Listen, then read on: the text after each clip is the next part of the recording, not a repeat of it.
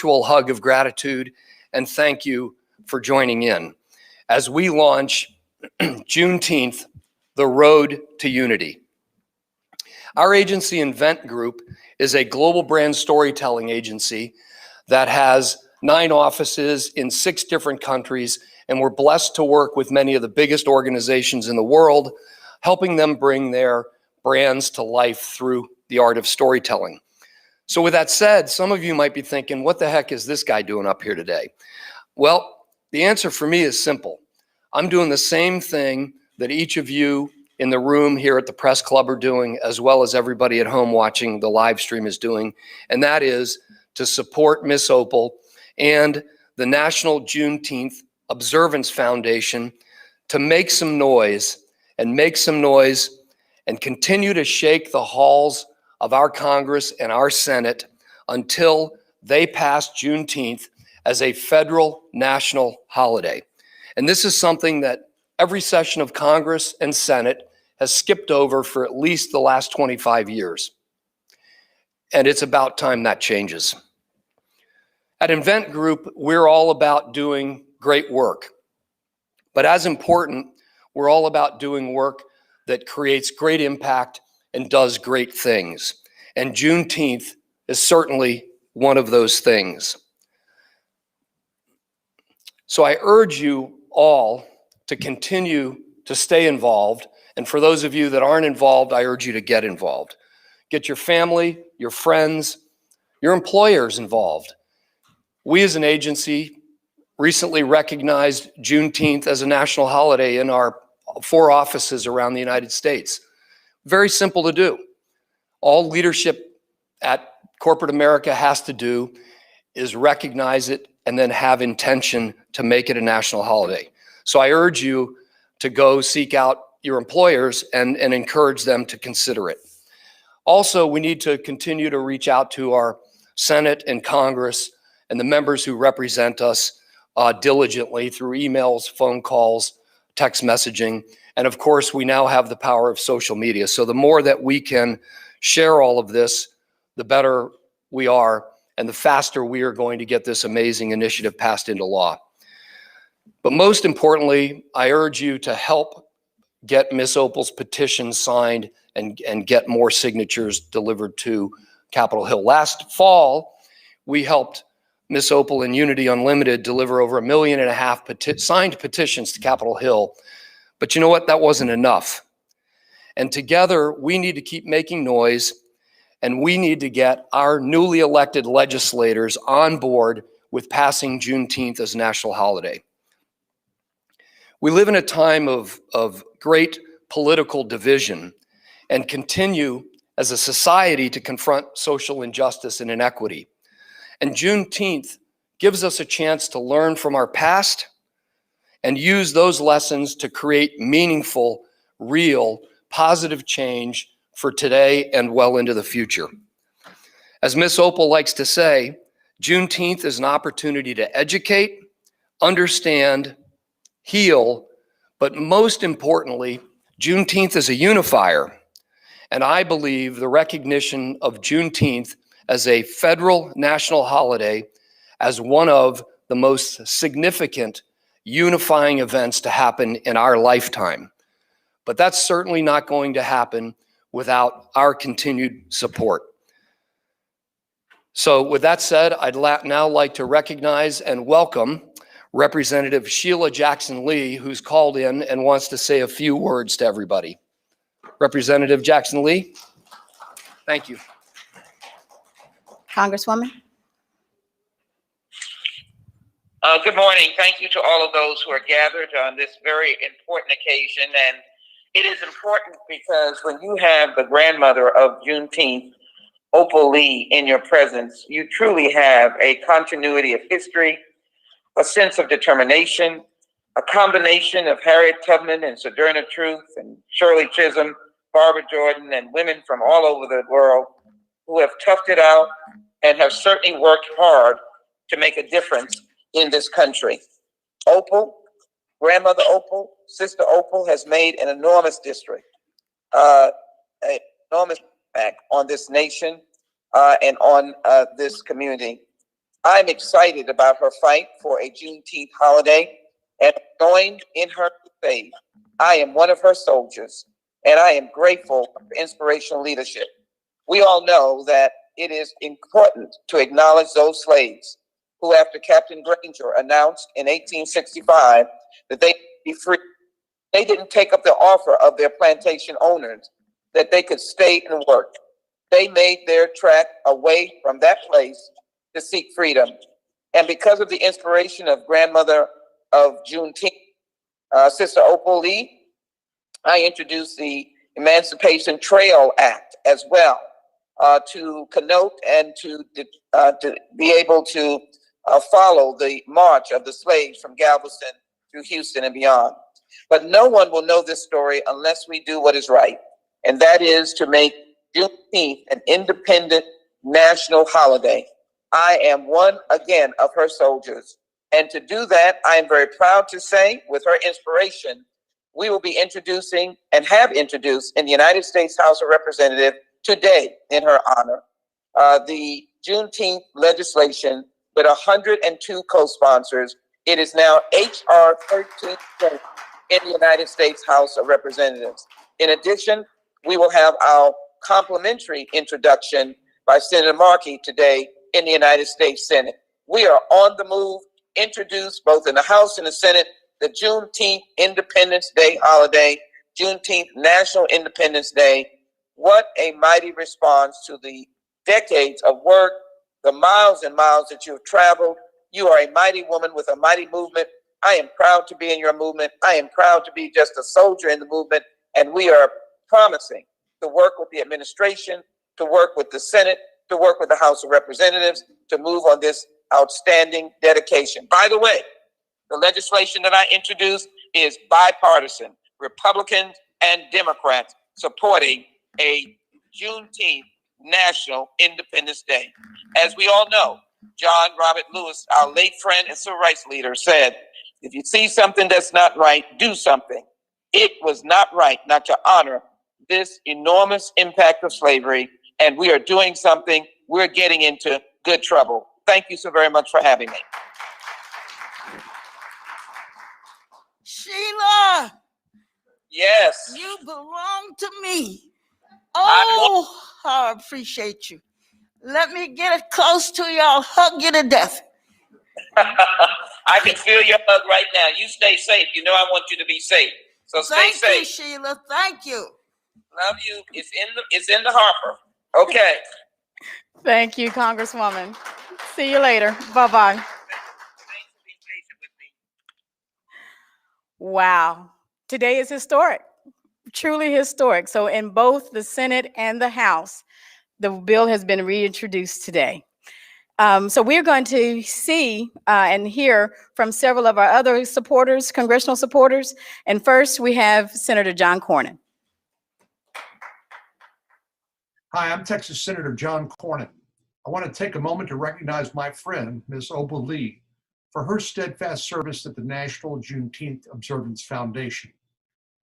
From her Walk to DC campaign to her online petition that has garnered 1.5 million signatures, her commitment to making Juneteenth a national holiday has been an inspiration. As a Texas Senator, I've made it a top priority to see Juneteenth celebrated by everyone across the country, not just us here in Texas. I'm proud to have filed legislation to make it a federal holiday in addition to resolutions recognizing Juneteenth every year for the last 12 years.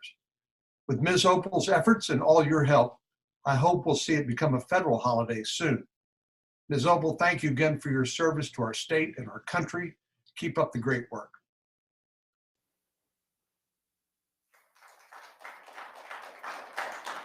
As we were getting ready to come over here today, a lot of the Senate senators could not because they've started hearings for what happened in January. And so Senator Tina Smith also produced a video, and you'll see on the screen that we were just with her and Senator Markey over in the Hart Building, and had a great time with talking to them. And they let us know that again today they were going to be introducing the Senate version. So now let's hear from Senator Tina Smith. Hi, I'm U.S. Senator Tina Smith. Thank you, Ms. Opal Lee, for gathering us together today, for your tenacious leadership, and for your determination to make Juneteenth a national holiday. Last year, when I met you in Washington, you were delivering 1.5 million petition signatures to lawmakers in support of your fight. And since then, you just kept on keeping on in your work to unite people around your vision. I hear that you're well on your way to reaching 3 million signatures, and I am with you. It is long past time that we recognize Juneteenth, the oldest celebration of the end of slavery in the United States, as a federal holiday. Today, Senator Markey and I reintroduced the Juneteenth National Independence Day Act. This legislation has bipartisan support, and so while it was blocked in the Senate last year, we are going to keep on keeping on until we get it done. Thank you again, Ms. Lee, for your leadership, your tenacity, and your wisdom, your vision that, as you say, we can do so much more together than we can apart.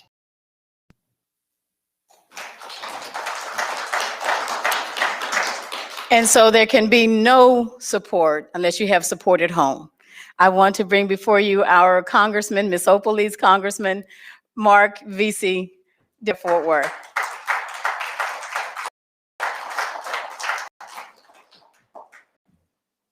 Thank you, thank you. And I'm so glad that so many of my colleagues are participating in this very momentous day.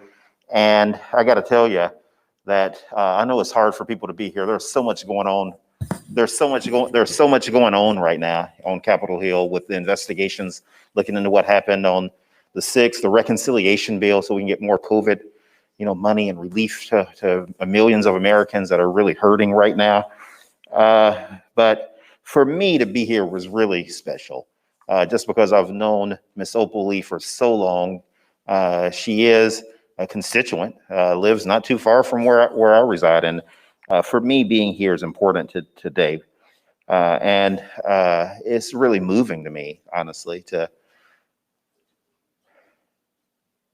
be from Fort Worth, Texas, and to think about what Miss Opal Lee has done for our city, and to bring Juneteenth to the recognition that she has, and to just see it happening from someone in my hometown, from and if to know Fort Worth, like so many Black communities around the country, Fort Worth is a big city. We have 900,000 people, but the older Black communities that were inside of the loop on the north side, Southeast Fort Worth, Stop 6, Riverside, all those communities, everybody knows one another. Everybody knows people by what church they grew up in, what high school they went to when the schools were segregated, what part of East Texas your people came from. Everybody really knows one another. And for it to get to the point that we are today here at the National Press Club with a bipartisan piece of legislation from both Republicans and Democrats, Senate and House, is so moving to me. And it would not have happened without the work of Miss Opal Lee. And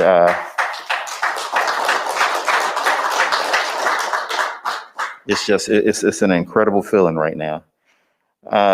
And we're going to continue to make sure that Juneteenth gets the recognition that it does. We're going to continue to work hard here in the House. We're going to continue to work hard back at home. We're going to continue to raise awareness.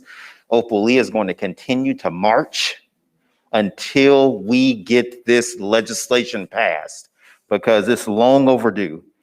And we need to make sure that this work is done while our hero and civil rights leader, Miss Opal Lee, is here with us and can celebrate with us. She's 96 years old and has dedicated her life to this.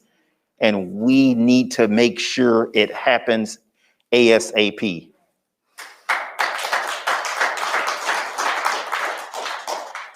And, when I think about Juneteenth growing up in Fort Worth, we used to get together at Sycamore Park. It was a big celebration in a neighborhood that used to be very segregated before everything integrated. And we used to get together at Sycamore Park, and Opal Lee put together an amazing event And that was really the earliest that I remember Juneteenth. But Juneteenth is more about barbecues and picnics and get together. It's about enslaved persons in the U.S. and the journey to where we are today. The journey that we put into after Reconstruction, after the Civil Rights Movement, after the integration of the schools, everything that has been the election of Barack Obama as president of the United States, the election of Kamala Harris as the first woman and first Black woman that is vice president of the United States. That's what this holiday is about. It's about all of those things and the point to where we are today. And that's the significance. That's why we have to keep moving. That's why we have to keep marching. And that's why we need to make sure that we get this done for our trailblazer, Miss Opal Lee. And I want to make sure that I congratulate her too. Some of you that are not from Fort Worth may not be aware of this, but Miss Lee was just recognized for being congratulated for being the recipient of Visit Fort Worth and our hospitality award that's given, and it's a very prestigious award that's given out and selected very selectively from a group of individuals in Fort Worth that are a part of this committee, and they honored us, Opal Lee, because of the work that she's done, her tireless work to bring recognition to Juneteenth and to make sure that Fort Worth is a diverse, a strong place for all of its citizens. So, Ms. Lee, I congratulate you for everything that you've done. You are an amazing person. This is a big day for our city. When you start talking about Bill Gooseneck McDonald, when you start talking about other legendary Fort Worth leaders that went down in history for trying to create a better way for African Americans in Fort Worth, trying to recognize our history and our contributions and the significance of our presence in the city. You're a part of those legends. And I want you to always know that and always remember that. And I just appreciate everything that you've done and appreciate our long-term friendship. Thank you very much.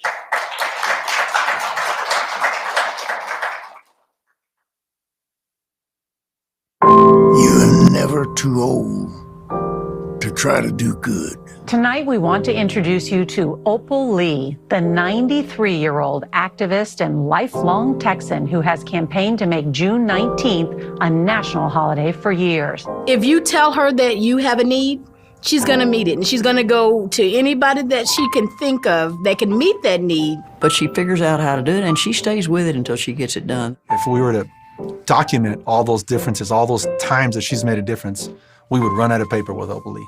She really is what a tapestry of community work looks like at 94. She's a trailblazer, and she has this sense of you keep going no matter what. What heroism is, it's someone that goes over and above, all right, the call of duty to do something for someone else. I'm Opal Lee. I've had these passions. The community food bank. Opal's Farm. United Riverside. And one of them is Juneteenth. She got here in 1939. They were able to buy the house on Annie Street. It was a white area of town. They were at home, and the mob came on June 19th to put them out of their house. That had to be the catalyst that made Juneteenth so important to her, that on this day that we're supposed to be celebrating freedom from slavery, that her house gets demolished, burnt up by an angry white mob that doesn't want them in that neighborhood. Their family stayed here. She's made freedom the celebration instead of focusing on the oppression. If you don't understand where you've been, then you don't know where you're going. They had the idea to bring back having a Juneteenth celebration. To make sure that, we don't forget to celebrate. There's folks coming together. There's good food. There were fireworks in the streets. She's been doing Juneteenth for over 45 years. As a kid, felt like to me, it was about the celebration. And as an adult, it's more about what I learned about Juneteenth through celebrating Juneteenth. Juneteenth is more than a Texas thing. Juneteenth needs to be celebrated across the country. And she felt that if a little old lady, almost 90, because she was 89 at the time, started walking to D.C., someone would take notice. Did a lot of walking on it and made a lot of stops in a lot of cities. We created a petition for Juneteenth to be a national holiday on change.org. Social media and all the social media platforms, word gets out. She's building for people and with people. You can't stop that. You can't stop love. You know what I mean? And why would you want to? Lupita from Black Panther, Usher, Bernie Sanders, Danny Glover, Nico Brim. P. Diddy wants to talk to Miss Opal. I'm so proud of you. I'm proud of you, Mama. I am moved, probably as many people are, by her strength.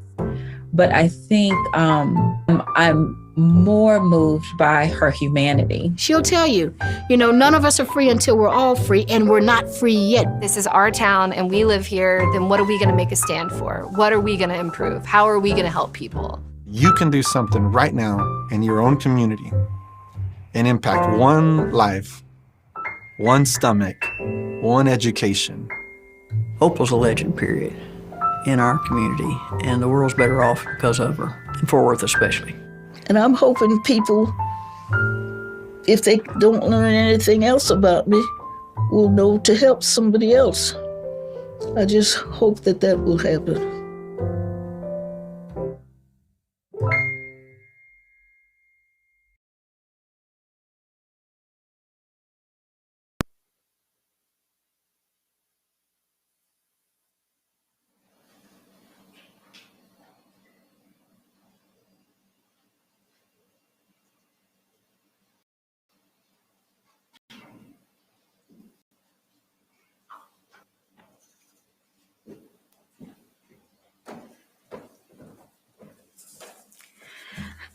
Thank you, young people. And if you're not 94, you're young people, okay? I'm thankful for Congressman Vesey.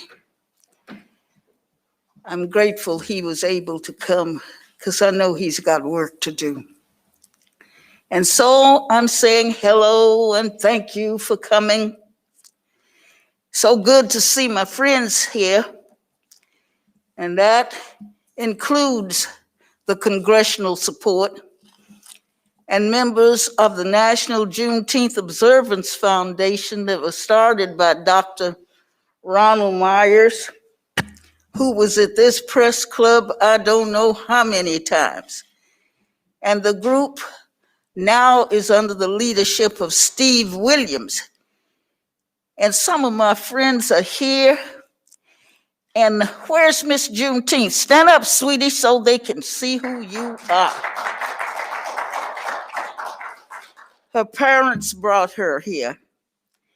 And I'm thankful for the people in the digital world and those who braved the virus to join us in person here at this National Press Club. With all that everyone's been through with the pandemic, I'm grateful to be here to continue my quest for Juneteenth as a national holiday. Now, those of you here are the movers and shakers that can make this happen. And I refuse to let the efforts we made down the vine. These efforts include bringing Congress 1.5 million signatures and counting from our change.org petition that lets you know it's more than this little old lady in tennis shoes who wants this to happen. You can continue to sign the petition. Now, why should Congress adopt and name Juneteenth a national holiday? I thought you'd never ask. The heightened awareness has never been stronger. Never before have millions been aware of the atrocities that happened to the enslaved, or the blatant disregard for human life that is now occurring.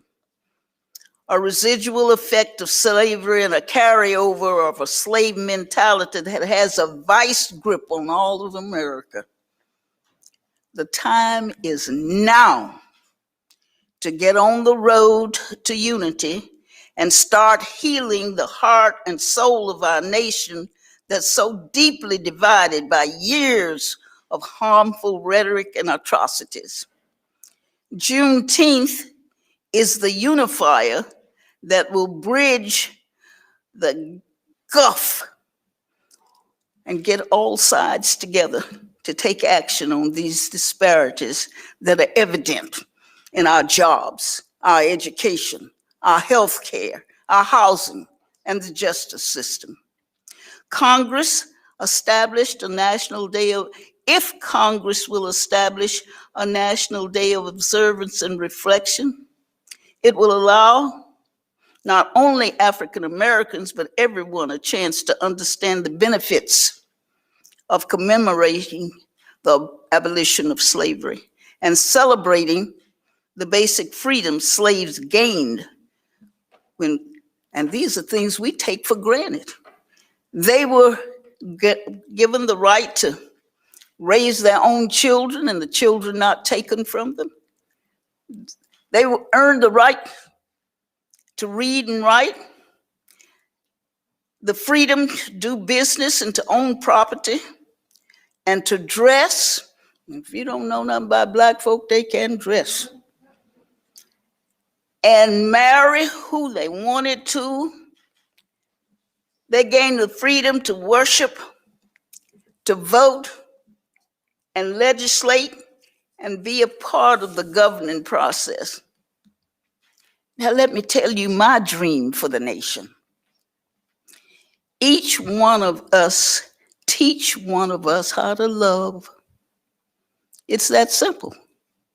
If we've been taught to hate, we can be taught to love. Now, I'm not talking about the kind of love that got me 4 beautiful children in a marriage. I'm talking about the appreciation for the common humanity of us and all of its responsibility to teach the person to love that we know needs that lesson.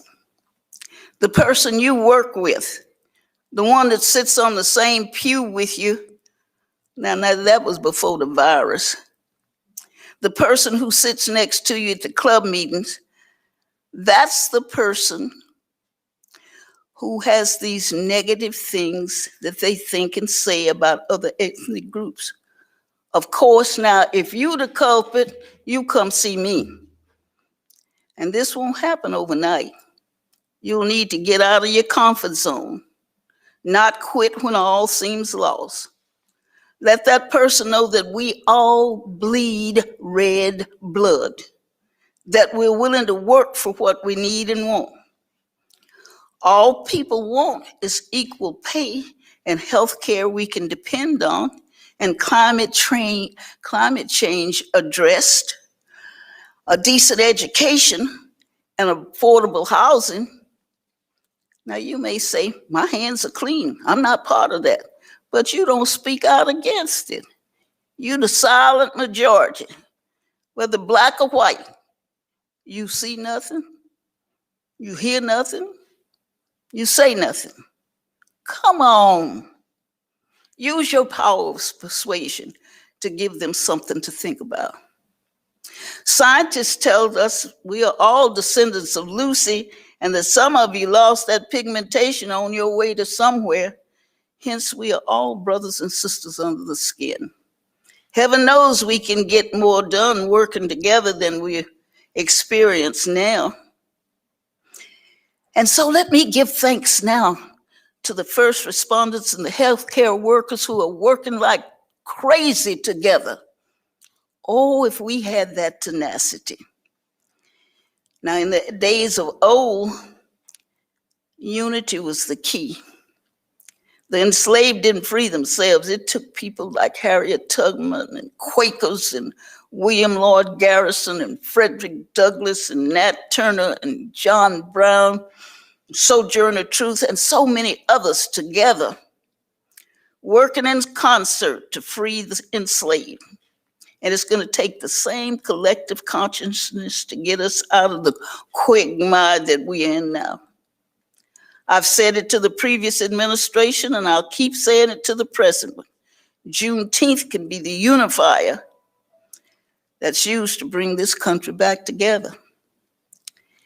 As you begin the conversations that acknowledge the effects of the past sins of slavery on the present human condition, we can then accept that those same sins contribute to the systemic racism we see and experience every day. We start where we agree. We can all agree that freedom for the enslaved is worth celebrating. Then we can move to understand what they were freed from and work from there. We've seen and heard how unprecedented 2020 has been, but now at 94, I've lived long enough to see life repeat itself. We've had epidemics and civil unrest and protests around the value of Black lives before, but now we're 8 months later and we can't afford to lose the momentum we've gained. So now is the time to right the wrongs that have persisted all these many years. And I don't take it for granted that it took the death of George Floyd to awaken people to the historical significance of Juneteenth. And I don't want anyone else to have to lose their life for us to have the uncomfortable conversations about race that's necessary to begin the healing process. And Juneteenth is the vehicle to get us talking. Now is the time to bring the legislature that Senator Conyers brought before the Senate that lacked that just one vote of being unanimous and would have allowed the process to continue to the House for a vote. So with a new Congress, the bill process has to start all over again, starting in the House this time. So we are so grateful to Sheila Jackson Lee for doing this, and for Smith and Markey and the others in the Senate. I'm so glad I could do a holy dance. But before I leave here, I've got to tell you, I just got to give you a little history that you don't know nothing about. And I'm gonna tell you about it, because I got to flow. I'm talking about Carl's book, Nance. And if you don't know that Abraham Lincoln freed Nance and her son, I got some stuff up here. Let me see, where is it? Don't go away. And what Carl has given me is the fact that you needed to know the grief felt by the first family emancipated by the legal efforts of lawyer Lincoln. That was 52-year-old Nance and her wounded son. He was 25 years old, William Henry Costley. He was their friend and liberator. He was gone. But the war had been won, not quite. Texas still had not been pacified completely. Lincoln chose to ignore the French and when they went to Mexico, but rebel Texas was joining the French, Australian imperial forces against the legitimate Republic of Mexico, hoping to reestablish slavery.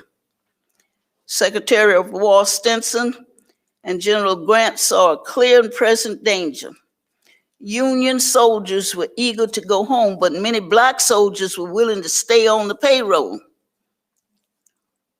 And so the general at the quartermaster still had over 3,000 supply ships, so he quickly put to sea the largest amphibious operation for the war, to send 30,000 troops of the 13th and 25th Corps to the Rio Grande, setting the stage for Juneteenth.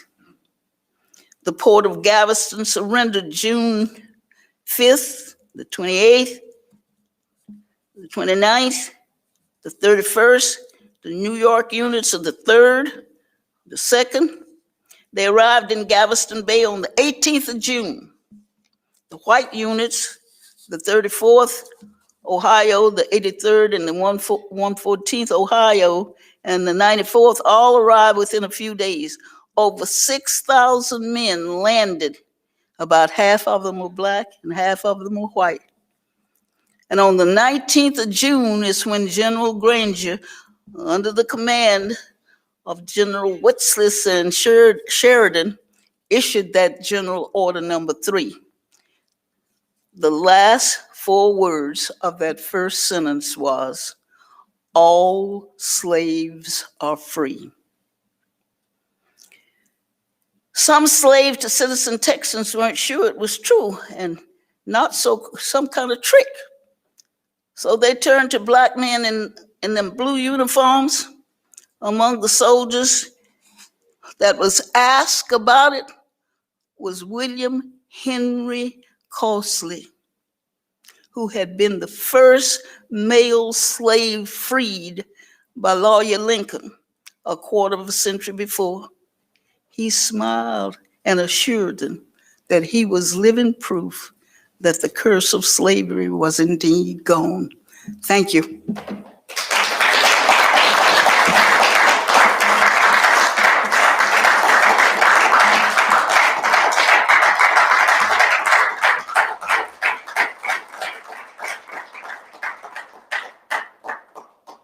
Thank you, Ms. Opal, for reading my history paper.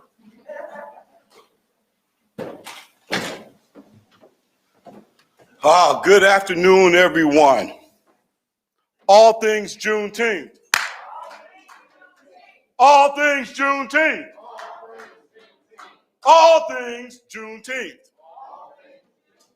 That's the saying that we have amongst the Juneteenth nation. We understand that all aspects of progress that we've made have been brought behind Juneteenth and the initial of Juneteenth. Juneteenth is the actualization of freedom legislation.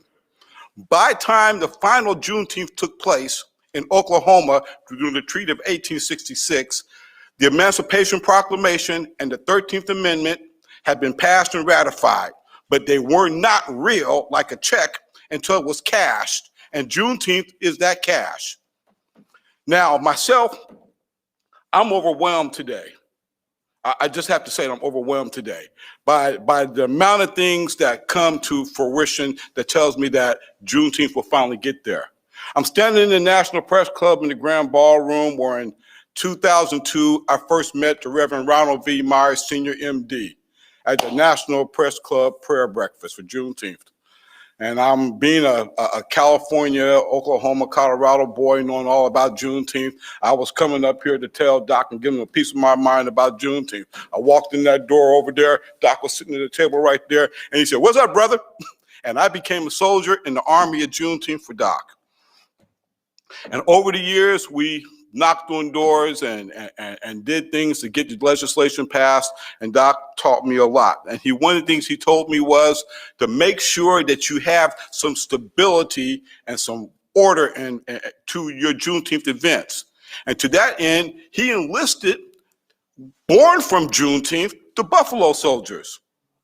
Here we had the national president, Michael Theriot, the Buffalo Soldiers. They were the USCT, and after Juneteenth, they became the 9th to 10th Cavalry, and the Buffalo Soldiers are here. So every year we have our flag, and the Buffalo Soldiers help us with our flag raises around the country with such impeccable style and perfection that it just wants to bring tears to your eyes of pride, you know. And so I said, Doc, we're going to keep this relationship with the Buffalo Soldiers. We're going to formalize it and make sure that all of our people, no matter where they're at in the country, if they can get to it, they can come perform that. And so over that time, we recognized that we needed to bring some more things together to make Juneteenth solidified nationally. And one of the things that I first noticed was that a lot of states had Miss Juneteenth competitions. And they weren't just pageants, they were teaching young women of color, young Black women about the essence of family and pride. And so we combined them all together. We put them together a couple of years ago, and they came up and we said, we're going to have a national Miss Juneteenth pageant. 2 years of planning. And we got a scholarship winner in the name of Miss Sanaya Gay, the first national Miss Juneteenth winner. This is about bringing us all together, about unity across the country, you know. And so a foundation or organization can yell and talk about Juneteenth and talk about freedom and do something, but we had to find something. And Doc Myers would go around the country driving in his truck, and we kept him. He would call us, all the foundation members that were in here, he would call you 2 or 3 o'clock in the morning. This is Doc Myers, you're a Juneteenth president, you know, and he would ask us to do things. Well, I can't drive that much, and I'm not a doctor, but I am an engineer. I'm a technical engineer. People tell me I'm a pretty good one. So one of the things we decided to do is to help our people keep up is by bridging the digital divide. And we wanted to bring internet access so our kids could be able to learn how to control and manipulate and maintain their own networks, how they can learn about programming and be able to be involved in business, and how our businesses can learn how to use that. And so we started working in different cities, and I've been a member of the Internet Society since 1998, and I moved from my last chapter a couple years ago down to DC at the urgence of some people to say, get involved in the lobbying, because I have worked with the Congressional Caucus Internet Advisory Committee right in the same building. So we're proud to bring Dustin Loop, Executive Director of the Internet Society of Washington, DC, who's working with us in Baltimore to bridge the digital divide in some of the most unoccupied and unavailable places in the country. And we're going to make sure that our kids have access to the internet no matter what other people say. We're going to, in their homes, in the safety of their own communities, without having to go places and be exposed to that. And so we're talking about a foundation that is working and coordinating with people, and we have great board members that have brought together education that we have brought to teach each and every senator their role and their aspect in Juneteenth. And one of the education people that you just heard about, a member of the Lincoln Society, brought on, who I first met in another room in this building. What was that, 2016, Carl? 4 or 5. Carl Adams is a member with us, but he's more importantly a member of the National Juneteenth Foundation's Education Committee. They produce documents like Introduction to Juneteenth, Juneteenth 101. It was led by Dr. Sherman Seed. And on that, Carl has published a book called Nance, the true story of the first enslaved person freed by Abraham Lincoln, which he just talked to telling you about. So as a foundation, we've been working together to bring all these sources all together. But our mission is to make America a better place through these initiatives. And we want to really reach out to everybody and let them know that, let me get this. We want to congratulate President Joe Biden on his victory, his presidential campaign. We want to remind President Biden that as he spoke in 2013, on Juneteenth in 2013, at the Frederick Douglass statue, the commemoration statue, there along with Nancy Pelosi, there along with Mitch McConnell, there along with Chuck Schumer, Mr. Grassley, all of them were there at the dedication in 2013 for the statue, given the benediction by Barry Black. I can't even tell you how much I admire Barry the Chaplain Black. I mean, the amount of impact that he has. So that's a bipartisan right there. And they all came and talked to Doc and myself and said, Juneteenth is important to America. Okay, we're calling you on it. We're all across the country. Miss Opal joined 200 companies, 49 states, U.S. Congress. Make Juneteenth, put it on the calendar in everybody's mind permanently, okay? We need to have this happen. So we're asking you, Mr. Biden, as you talked with us when we were in Las Vegas in 2020 in February, and you came and you asked us about Doc, and I said he had passed, and you said, hey, Juneteenth is important. We're calling on you to work with the Congress, to urge them to push it, to get this legislation passed. Us at the National Juneteenth Foundation, we have on with us today our youngest board member, Ms. Amani Terrell, from Los Angeles, California.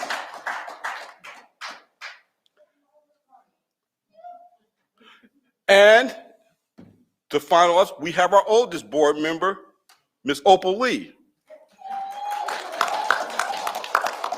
We are a group of people since 1997 that have been working to make Juneteenth a national day of observance. We have developed plans and programs, led festivals and commemorations all across America. And we are now asking and we're imploring you all in Capitol Hill to join the rest of America and make Juneteenth a national day of observance. All things Juneteenth. All things Juneteenth. Thank you. Thank you, thank you, thank you.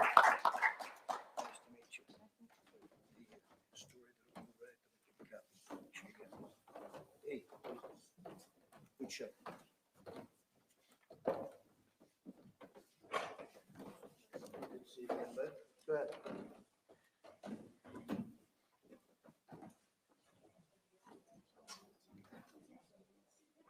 Oh. Okay. So please go to juneteenth.us. And to that end, one of our contributors is a stakeholder in what they call the top level domain, juneteenth.us, Dustin Loop. And we were using it as a way to drive petition traffic because it means Juneteenth us, Juneteenth United States. And Dustin was going to do something to acknowledge that. You want to speak on that for a quick second, Dustin? Oh, sure, yeah. Thanks, Steve, and everyone. Great event. And, I'm the chair of the USTLD Stakeholder Council. And we were just really thrilled to see .us being used for such a great cause. And it was just really inspiring. And so looking forward to helping get this petition out, writing up a little post to share with our community on why they need to get behind this and help us make it happen. Thank you, Dustin. So as we wrap up today, again, wanting to thank everyone that's involved. I really want to thank our fabulous team of Invent, Scott, Morgan, Paul, and all the team that didn't make it. We've got Will and Shelby here as well. They have come on board to be a blessing because of the drive that Ms. Opal has for making the awareness happen. And so I cannot express to you how much we truly appreciate the support that you guys have given us, the leadership, the connections that you guys have given us as well. And so I want to make sure that as we wrap up today.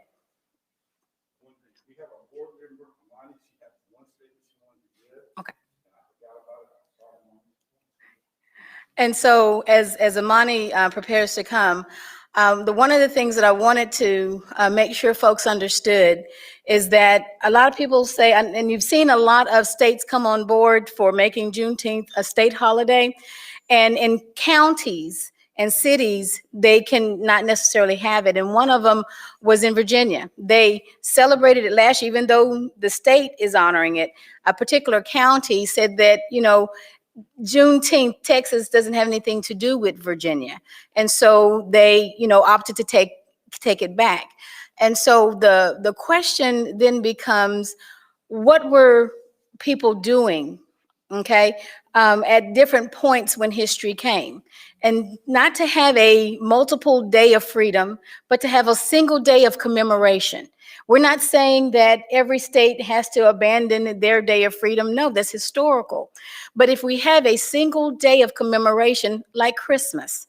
Christmas is celebrated on December 25th every year, no matter when it falls and when it comes. Everybody knows that December 25th is Christmas.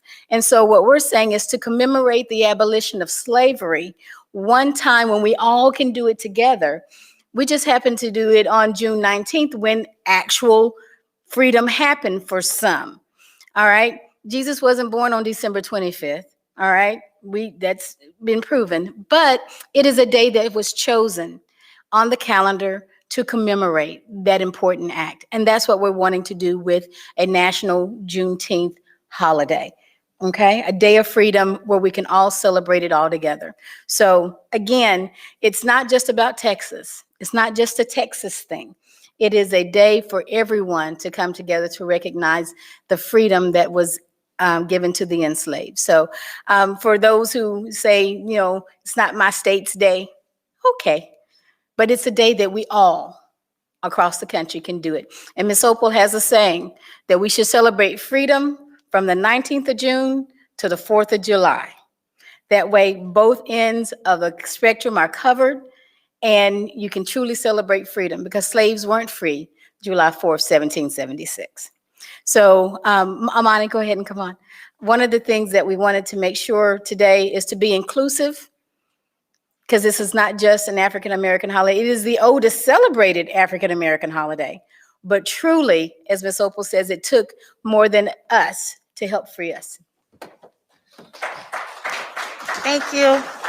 And to piggyback off what she said, Juneteenth is also celebrated in Mexico as well. I want to say a couple of statements in Spanish first, and then I'll translate it in English. Oh. Did you want me to repeat that or? No. Okay. Okay, buenos días. Soy Amani Terrell, presidente de California y miembro más joven de Junta de NJOF.com. Estoy aquí en DC para apoyar a nuestro Shiro y miembro más vieja a la Junta, señora Opal Lee. Es imperativo que los jóvenes comprendan el significado de 19 de junio, conocido como Juneteenth.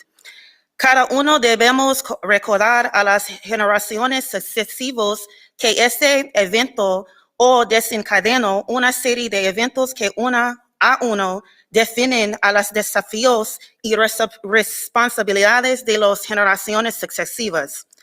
Habrá muchos más desafíos para enfrentar como nación los elementos de la desunión y estar dispuestos a prestar los sacrificios humanos realizados en una lucha pacífica para lograr la victoria. Esta es una gran lección histórica y contemporánea y una plantilla para que nuestra juventud lo siga. Good morning. I'm Amani Terrell, California president and youngest board member of NJOF. I'm here in DC to support our Shiro and oldest board member, Ms. Opal Lee.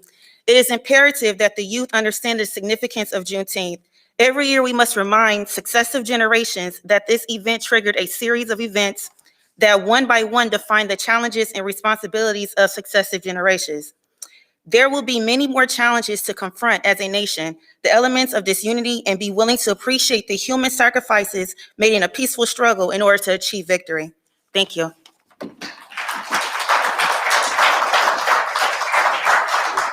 And it's a good point that Amani brings up. In Fort Worth, Roanoke, Texas, I saw a marker inside of the city that talks about the farm of Bobby Jones being a part of the Underground Railroad. And I went, I didn't know the Underground Railroad went north from Texas, and I did research. And there was a Southern Underground Railroad that is less known into Mexico, because Mexico did abolish slavery in 1829. And so we're working as a part of our Juneteenth to highlight and commemorate that and to bring that as a part of, because again, all things Juneteenth involves everybody. So we're building that bridge, and we're hoping to have a presentation from a young lady who's doing her dissertation at UT Austin to come and be a part of our Juneteenth in Fort Worth. So we understand that it's all of us collectively working together to enjoy the freedoms that we do today. I was going to take any questions that we had. All right. Well, thank you, Ms. Opal.